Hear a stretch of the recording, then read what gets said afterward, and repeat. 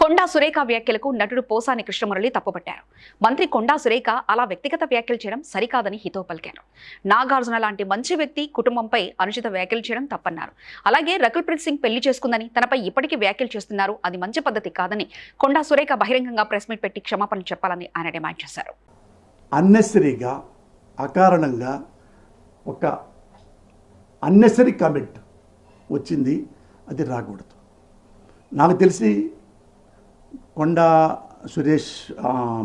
Surekha madam నాకు 25-30 ఏళ్ళు తెలుసు.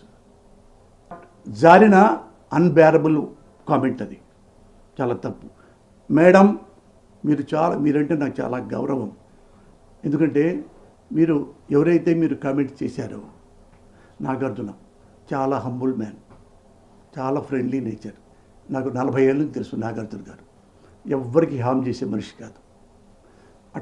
అలాంటి మంచి మనిషిని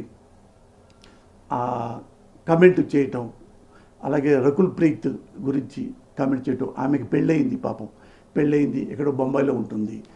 మీరన్న ప్రతి వర్డు వాళ్ళు crying like anything.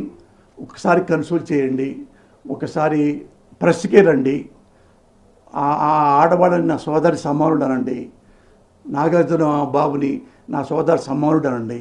Please like and share, subscribe to BCN Telugu News. Please like, share and subscribe to BCN Telugu News.